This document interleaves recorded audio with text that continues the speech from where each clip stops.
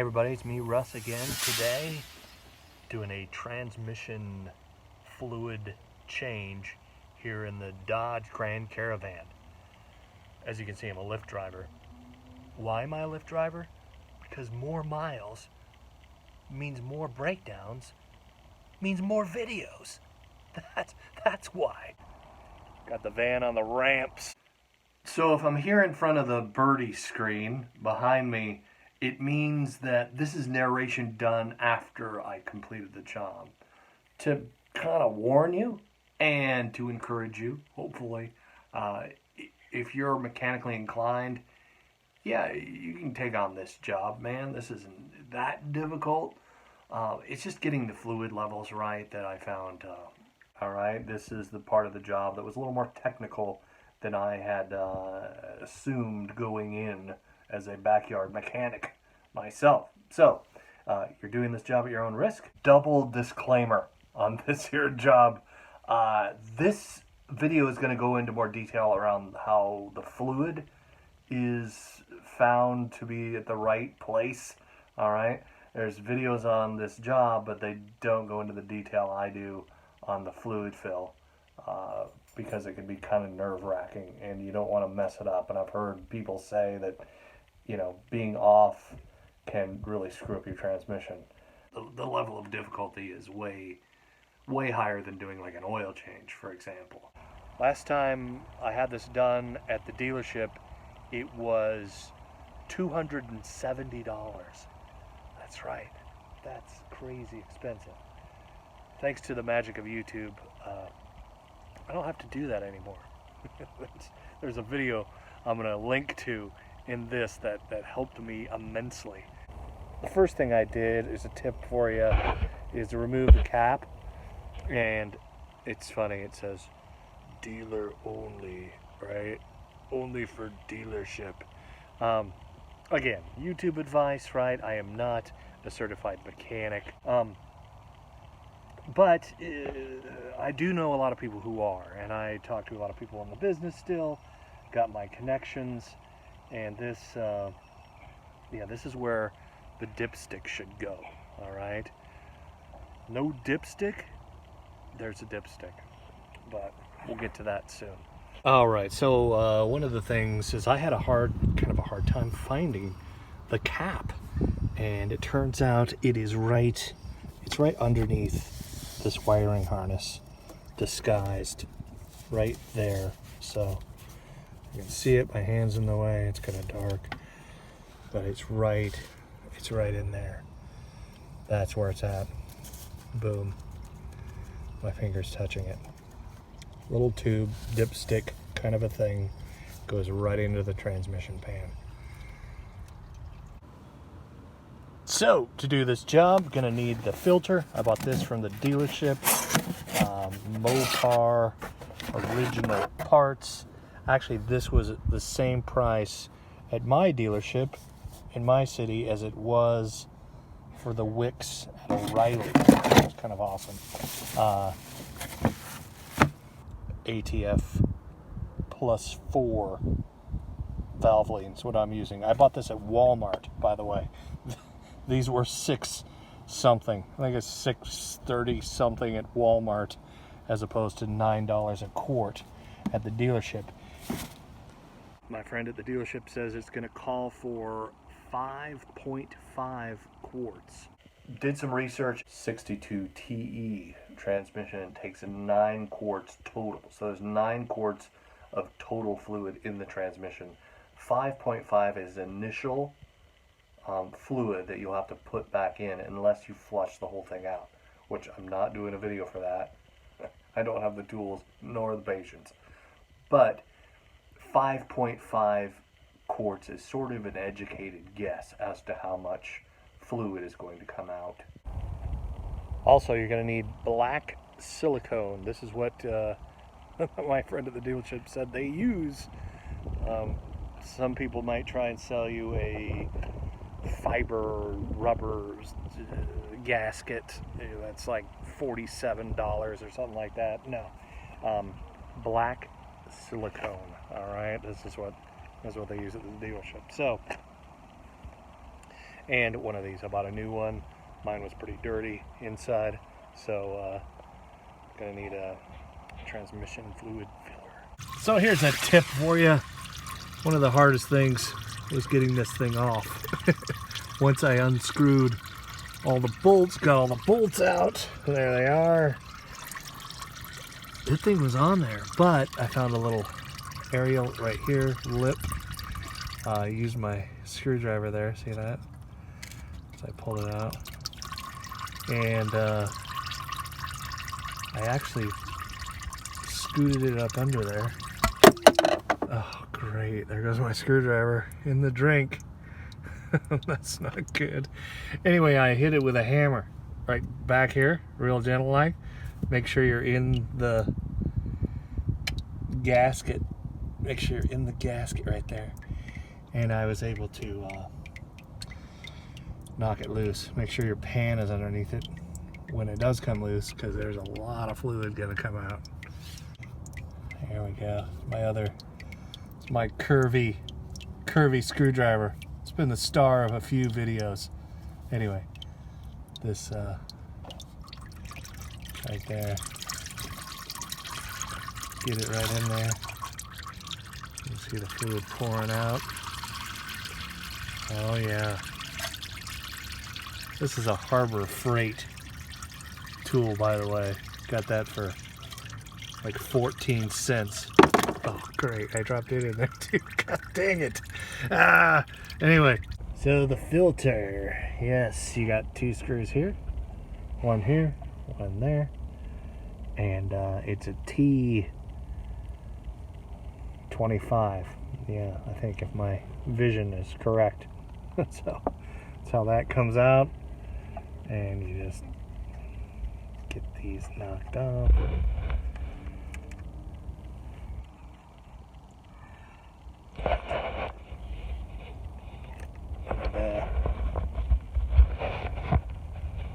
Oh, hey. So yes, here and there.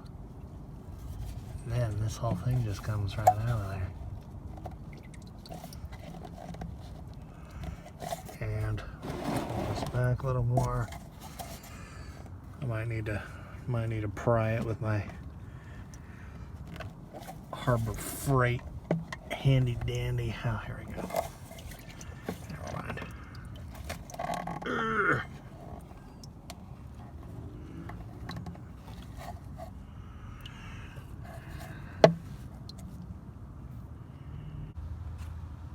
All right, and just gonna keep cleaning it up here. Paper towel. It may take some time for all that fluid to drip out of here. Get the excess silicone off of here as well. Paper towel's absorbent, works well. But yeah, you just want to keep, before you put the gasket on, nice and clean. Nice and clean in there. This, mine came with a new one. It looks fine. All right, so I'm just gonna put the filter back in there. I think it's gonna be good.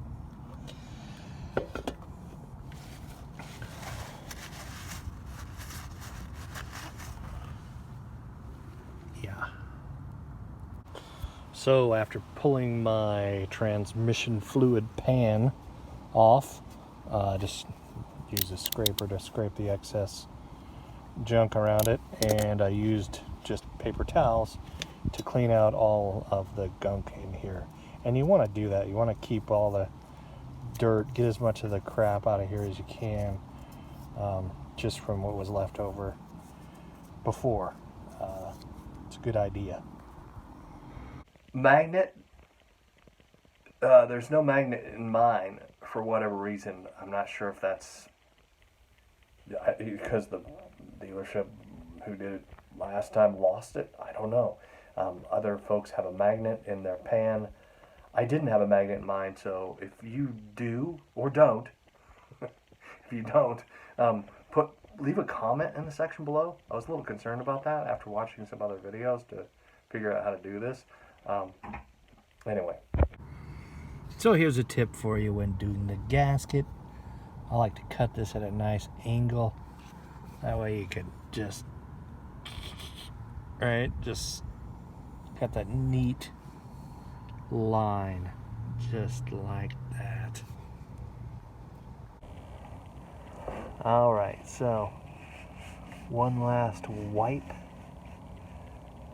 of the tranny fluid with the extra absorbent paper towel. Bounty. I don't know. Can't remember who I used. All right. That's another tip for you. On each end, after I've created the gasket, on each end, see that? And then in this corner here, I'm lining it up like that. This side up, this side,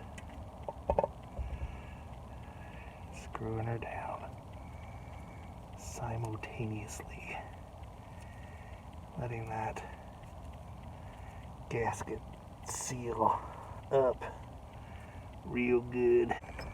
We start going around, threading them up.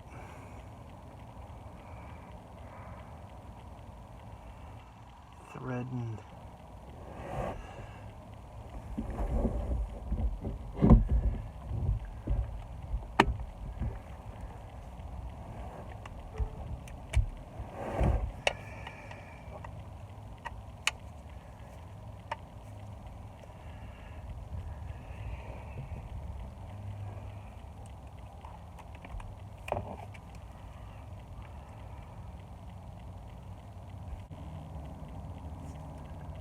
So that's a good sign when you can see that squeezing out of there. Look at that silicone squeezing up and out. This one's, yeah, tightening it up. It's been over 12 hours since I put the gasket on. Here's a little tip for you too. I use these needle nose pliers to puncture the tube that the gasket sealer's in, and it's a good rule of thumb to know when it's dry. So this is all pretty dry. It says 24 hours to seal on the tube. No one does that, right? Most mechanics aren't waiting 24 hours and pick up your car later that day after having this job done at the dealership. So yeah, this is nice and dry, and I'm gonna fill it up with fluid now. All right, bear with me. There's a fence being built behind me over here, or the neighbor's house. We need to finagle the funnel in there a little bit. Oh, there we go.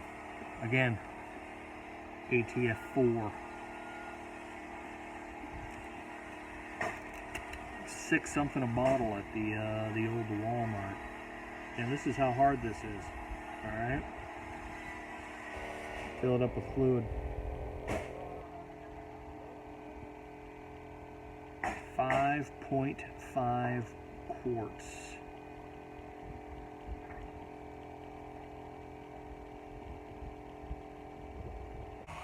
All right, so I got my dipstick here, and we're gonna modify it so that it doubles as a transmission and an oil checking dipstick.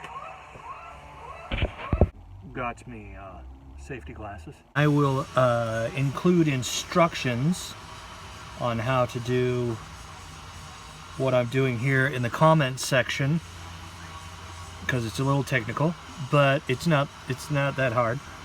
Right, I'm just marking out 5 and 15 millimeters for the cold side. All right about there. Anyway, wanted to credit Eric the car guy at South Main Auto for this tip, and Chris over there at No Nonsense Know-How for doing the update for the 62TE from the 62T. All right, 62TE I don't know, it's in the 2008 through 2016. You can always call your dealership too. Say, hey, I'm looking to do a transmission service on the vehicle, and just ask. You know, tell them the year, make, and model. Give them the VIN number. They'll tell you what kind of transmission it has. Odds are it has a 62 TE if it's between 2008 and 2016. And before 2008, they had 62T transmissions, and they're not that much different. All right, 6 speeds are in the newer ones, I guess. Here we go. Got my old drummer.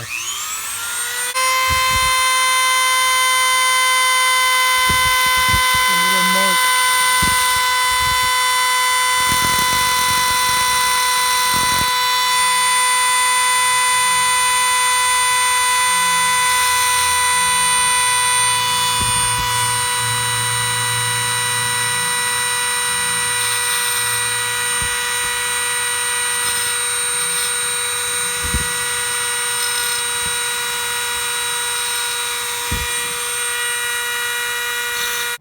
And here it is. This is the cold, and that's hot right there.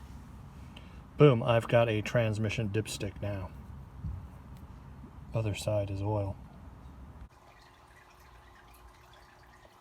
So to clarify, check it out. One side, oil. The other side, transmission fluid. Hot and cold. See? It's on the bottom there, but it works.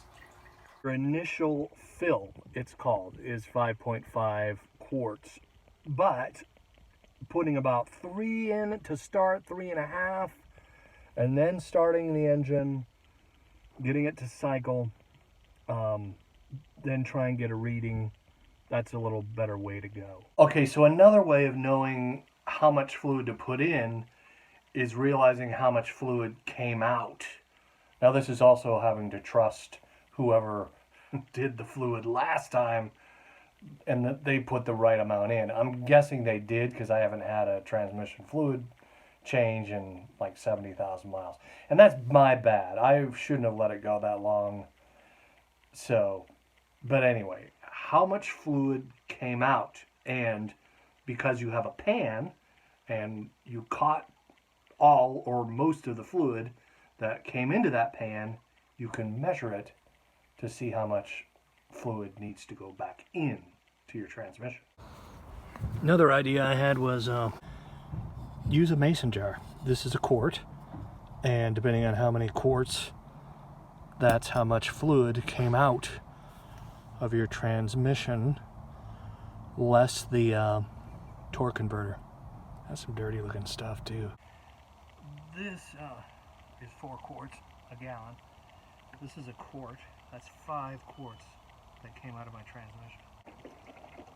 Here's 5 quarts.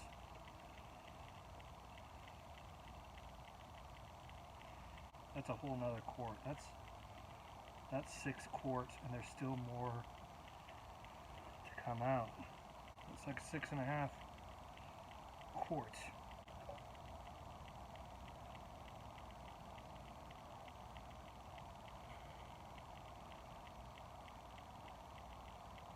About 6.5 quarts. So keep in mind, the way this dipstick is going to work is it's not going to go all the way down like it does on the engine. All right, so keep that in mind. It's gonna, there's a catch on the bottom. It's sort of like this. It looks like this inside the. It looks like this inside the transmission pan, and so your dipstick is going to hit the bottom of it like that. So that's what's happening, and that's how you're measuring the fluid level. So see, hear that? It's at the bottom. All right, so I put 4 quarts in there, and we're going to check the transmission fluid level to see, just for the trajectory and everything, see if we should start it up and start cycling yet. All right. Wiring harness is not in the most comfortable place, but here we go. So keep in mind, the way this dipstick is going to work is it's not going to go all the way down like it does on the engine. All right, so keep that in mind. There's a catch on the bottom. It's sort of like this. It looks like this inside the transmission pan, and so your dipstick is going to hit the bottom of it like that. So that's what's happening, and that's how you're measuring fluid level. So see, hear that? It's at the bottom. Now, this is important too. See how full that is? It looks like, oh, I put too much in, right? When you check your fluids, you're going to want to start the engine first, all right? And the reason for this is that normally on my old Caravan, I would check it while it was running, and that's the best way to get a reading. You can't do that with this because it's capped off and it has like a little O-ring on it. It's not good to start this vehicle with the cap off, all right? You don't want air getting sucked into your transmission. So I simply run it, turn it off, and then check it again. So again, I put the dipstick back in there, wiped it off first. You don't want to get oil down in your transmission. And then we pop it back in here, and this should give us an accurate reading. See, it's down there now. It's a little higher than the high mark, but that's because I was blabbing running my mouth. But still, at cold, that is a good read. All right, now that the transmission fluid is at the proper mark, right there on the dipstick, my new handy dandy dipstick, we're going to start it up, cap on, and cycle through the transmission. So put it in reverse. I'm not going to move it, I'm just going to sit here, adjust this, adjust that.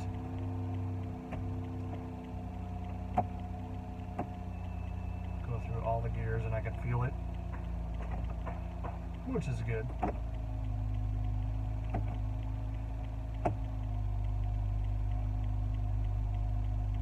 And we're going to go back up to park, and that is how you change the transmission fluid. But there's one more step.